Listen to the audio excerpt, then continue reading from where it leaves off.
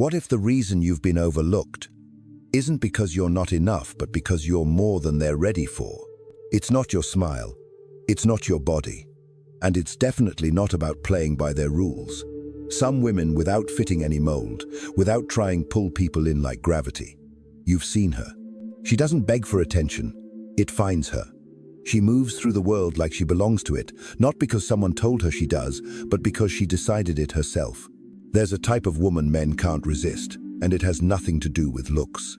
Carl Jung called her the embodiment of the divine feminine, but maybe you know her as the woman who walks into a room and the room changes. If this message stirs something in you, stay. You might just meet a version of yourself you forgot existed. You were never taught to be magnetic. You were taught to be manageable. From the time you were little, they handed you the rules quietly. Smile, but not too wide. Speak, but not too loud. Be confident, but never intimidating. And always be agreeable. Maybe they praised you when you kept your hands folded in your lap, when you apologized quickly, or when you made yourself small so someone else could feel big. Maybe they called you sweet, kind, polite, a good girl. But here's the thing no one ever told you. That good girl often grows up to be the woman who waits to be chosen, who waits to be enough, who waits to be loved for who she truly is, but never gets to show who that really is because she's too busy being digestible. Have you ever met her? She's the one who texts back quickly, always makes time, never asks for too much. The one who gets complimented on how easygoing she is, how undramatic. The one who makes others feel comfortable even when it costs her everything. And yet, somehow, she keeps getting left behind. Here's what no one talks about. There's an invisible game being played, and you were never given the rules, but you've been following them anyway, thinking maybe if you play it right, they'll finally stay. Maybe if you give a little more, want a little less, need a little softer, then someone will finally choose you. But let me say this as clearly as I can. You were never meant to win a game that requires you to lose yourself. Carl Jung spoke of something called the shadow. It's the part of you you've been taught to hide, the anger you weren't allowed to feel, the confidence they called too much, the desire that made others uncomfortable. The real you. You pushed those pieces down, tucked them out of sight, hoping it would make you more lovable, more acceptable, safer. But the truth is, the more you erase yourself to be chosen, the more invisible you become. Have you ever felt like being your full self would scare them away? That's not your imagination. Many people are terrified of a woman who knows who she is, who doesn't apologize for taking up space, who dares to want more than crumbs. That kind of woman doesn't beg. She becomes. And that's intimidating, not because she's wrong, but because she's free. You've spent years trying to fit into a frame that was never built for your fullness. And no matter how much you adjust, twist, or bend, it still doesn't feel right because it isn't. Let me tell you a story. There's a girl, maybe you've known her, or maybe you've been her, who never got in trouble, who never said no too loudly, who smiled through the discomfort. People loved her, but not deeply, not truly, because they never really saw her. She had to shrink to survive. But survival is not the same as living. One day, something cracks. Maybe it's a heartbreak. Maybe it's exhaustion. Maybe it's the quiet realization that being loved for a version of yourself that isn't real is a kind of loneliness that cuts deep. So she stops playing the game. And slowly, the parts of her she hid begin to stir. The shadow begins to wake. And what rises isn't chaos. It's clarity. You are not too emotional. You are not too strong. You are not too much. You're just not willing to be less anymore. The woman men can't resist. She doesn't follow invisible rules. She writes her own. She doesn't aim to be liked. She aims to be real. You've been conditioned to believe that love is earned through self-erasure. But love, real love, recognizes you in your wholeness, not your obedience. So let me ask you again, what would happen if you stopped trying to be manageable and started becoming magnetic? Because the moment you stop shrinking is the moment the world starts making room. She's not perfect, not polished, not always soft or easy to hold, but she's real. There's something about her presence that feels different, like she's no longer performing for the world, but simply existing inside her truth. She's not the type to be rescued. She doesn't need saving. She's the kind of woman who's already walked through her own fire and come out the other side, burnt maybe, but brilliant. Carl Jung called this the integration of the shadow. It's the moment when a woman stops pretending that certain parts of her don't exist. The fear, the rage, the hunger, the messy, complicated emotions she's been told to hide.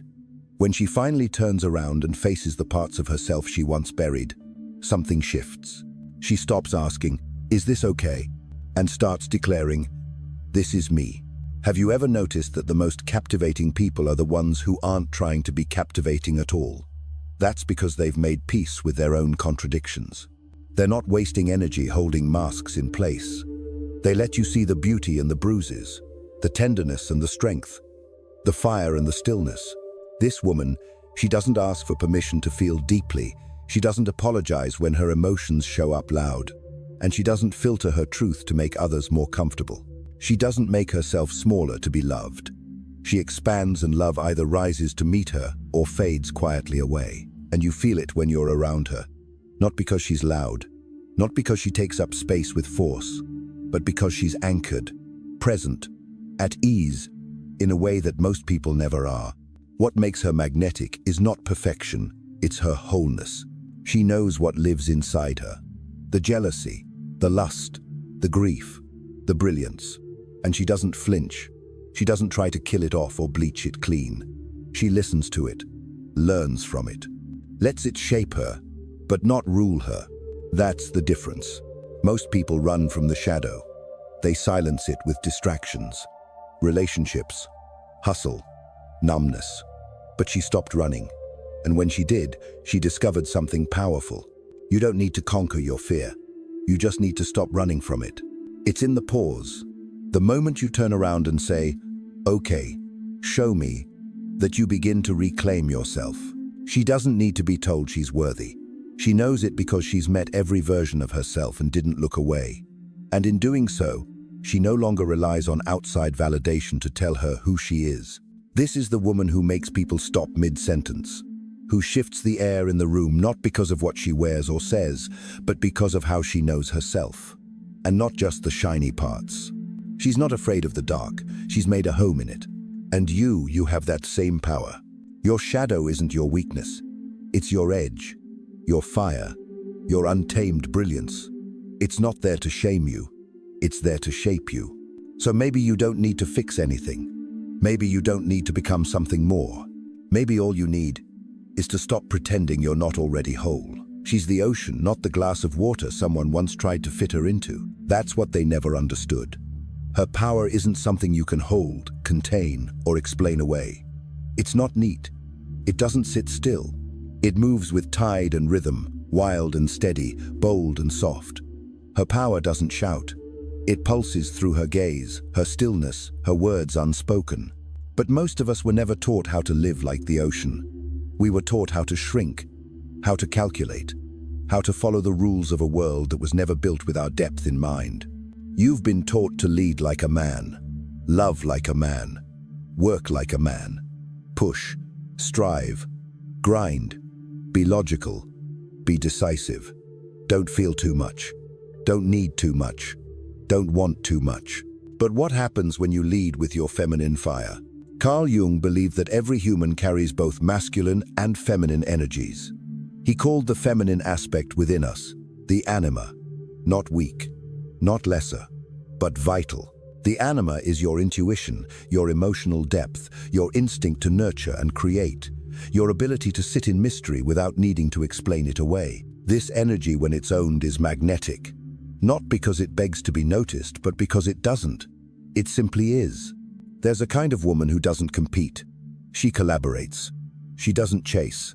She attracts. Not with manipulation, but with truth.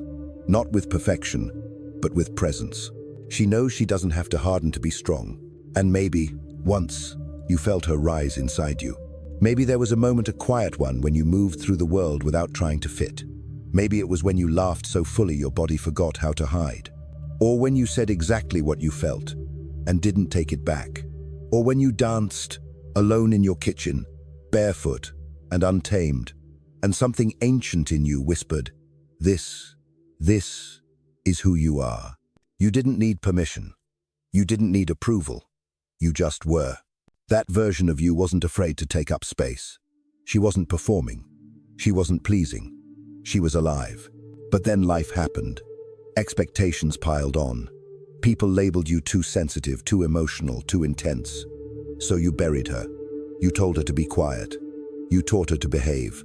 And yet, she's still there. She's the fire in your chest when you're told to stay small. She's the voice that rises when something inside you says, no more. She's the softness you hide, the wildness you doubt, the power you were taught to tame. They said you'd be more lovable if you were less emotional, less complicated, less feminine. But here's the truth. Your emotions are not a weakness. Your sensitivity is not a flaw. Your longing for connection, for meaning, for depth. These are not things to overcome. They are your compass. Your genius, your magic. You've been told that being attractive means being agreeable, that being powerful means being cold. But the woman men can't resist, she's neither of those things. She doesn't shrink for comfort. She doesn't twist herself into what the world expects. She stands where she is and the world makes room. Her femininity isn't fragile. It's fierce. It creates life. It ends wars. It heals with a glance. It destroys illusions. And when she reclaims it, when you reclaim it, you stop trying to be chosen. You realize, I choose. So take a moment. Breathe into that memory, that moment you felt radiant without effort. That moment when you didn't ask yourself if you were too much. That's not some fantasy version of you. That's you, uncovered. You don't have to become her. You already are her. You just have to remember. There's a moment every powerful woman faces when someone walks away because she refused to dim her light. It stings. Not because you needed them, but because for a second, you thought they could see you. Really see you. You thought that if you finally stood tall in your truth, owned your desires, your voice, your rhythm, they would stay, celebrate you, match your fire. But they didn't. They flinched. They pulled away. Maybe they called you intense. Maybe they said, you've changed. Or maybe they left quietly, with no explanation, as if you were too much to hold but not enough to fight for. And in that moment, your chest tightens. The temptation is strong to shrink again, to go back to being more digestible, to say, maybe I went too far, but what if you didn't? What if their exit isn't your failure, but your turning point? Carl Jung called it individuation, the process of becoming your truest self, separate from what the world told you to be. It's not a path for the faint of heart. It requires shedding identities that no longer fit, grieving who you once were, and facing the truth of who you are without apology. It's messy, lonely at times, because the more honest you become, the more clear the distance gets between who truly sees you and who was only ever in love with your mask. But here's the secret. Rejection is not proof of your unworthiness. It's a filter. It shows you who was never ready to meet you fully, who only loved the version of you that made them comfortable. You are not intimidating, they are intimidated, and that's not your burden to carry. Your voice, your truth, your presence, it's meant to disrupt, to call forward, to awaken. Not everyone is ready for that. Not everyone wants that. But that doesn't mean you should soften your edges just to keep people from leaving. You will lose some people when you stop pretending. That's the price of authenticity. But what you gain is far more powerful: peace, clarity, freedom. You begin to realize that staying in rooms where you have to hide your fire is the real loss. Let me say this as plainly as I can. Their leaving is not the end of your story. It's the beginning of the one that actually belongs to you. Think back. Can you remember a moment when you spoke your truth and felt the silence after? When you stood your ground and watched someone back away? It hurt. But beneath the sting, there was also something else. A strange, quiet strength. A knowing that even in your heartbreak, you didn't betray yourself. That knowing is everything. Because once you've tasted the power of being fully you, there's no going back. You start to see that love is not something you earn by erasing parts of yourself. Real love meets you in your wholeness or not at all. So let them walk. Let them misunderstand you. Let them label you too much, too wild, too real. You were not made to be understood by everyone. You were made to be yourself. And sometimes, the ones who leave are simply making space for those who never will. She doesn't need to be seen to shine. She is the light. You don't always notice her at first, not because she's trying to hide, but because she's not trying at all. There's no performance, no hunger for approval. She moves like she belongs, not in an arrogant way, but with the quiet confidence of someone who's made peace with herself. And when you do see her, really see her, it feels less like an introduction and more like a remembering. You know her. Maybe you've passed her in the grocery store or sat across from her in a meeting. She doesn't fit the mold. She's not the loudest, not the trendiest, not the most put together on paper. But something about her stops you. Not because she demands attention, but because she doesn't need it. Her presence feels like gravity, like truth, like something ancient and sacred that lives just beneath the surface. There's a story of a woman, maybe like one you know. She didn't have the features that magazines praise or the charm that made her everyone's favorite. But when she entered a room, people looked up, not because of how she looked, but because of how she felt. She laughed fully, listened deeply, and never once tried to be anything other than what she was. Men didn't just want her, they were drawn to her, disarmed by her. Not in a way that fed their egos, but in a way that stirred their souls. Because she didn't seduce with performance. She awakened with truth. That's the thing. She didn't try to attract men. She reminded them of the parts of themselves they'd forgotten, of honesty, depth, freedom. She didn't chase love. She embodied it. She didn't ask to be chosen. She chose herself, again and again, until the world had no choice but to meet her where she stood. What if your power isn't in trying to be chosen, but in realizing you were never meant to beg? You were never meant to bend yourself into something palatable. You were never meant to tone down your dreams, silence your voice, or decorate yourself with just enough sparkle to be acceptable. You were meant to be undeniable, not because you demand anything, but because your wholeness speaks for itself. Men can feel it. The difference. The shift. When a woman stops living for approval and starts living for alignment, everything about her energy changes. She stops auditioning. She starts radiating. And in that radiance, she doesn't just draw people in, she challenges them to rise. This kind of woman isn't everyone's cup of tea. She's not designed to be easily digested. She's made of storms and softness, of knowing glances and unapologetic laughter. She doesn't play games. She doesn't play small. And that, more than anything, is what makes her unforgettable. Carl Jung understood that true power isn't about domination, it's about integration. The undeniable woman is someone who has met her shadow, embraced her anima, and no longer sees her emotions as a threat. She trusts her intuition. She lives from her center. She knows who she is without needing to convince anyone. And the moment she stops performing is the moment she starts radiating. You may have spent years trying to become the kind of woman who gets chosen. You may have twisted, bent, and reshaped yourself to fit someone else's picture of desire. But underneath all of that effort, the real you, the magnetic you, was waiting. Waiting for you to stop trying so hard and simply come home to yourself. You don't have to earn your worth. You don't have to package your power. You are not a product. You are a presence. So breathe. Let go of the act. Drop the mask. Feel the weight of your own truth in your body. You don't need to chase. You don't need to prove. You don't need to ask for permission to be powerful. You already are. And when you walk in that knowing, when you wear your authenticity like armor and silk all at once, you become the kind of woman the world cannot forget. Not because you asked to be seen, but because you finally saw yourself.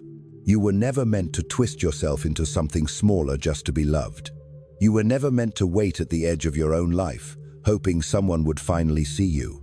Because the truth is, you don't need to change to be worthy. You don't need to perform to be desired. You just need to come home to yourself. That version of you, the one who feels too intense, too bold, too emotional, is not too much. You are just no longer willing to be less. This is your moment. Not to wait, not to shrink, not to edit yourself into something more acceptable, but to rise, to reclaim the parts of you that have always been powerful, even when they were hidden, to stop asking for permission and start living as though you already belong because you do. And if this stirred something in you, trust that it's not by accident. Share this with someone who needs to remember her power. And if it spoke to you, let us know. We're not here for the surface. We're building something real, something wild, something that lasts. The undeniable woman isn't out there. She's already in you.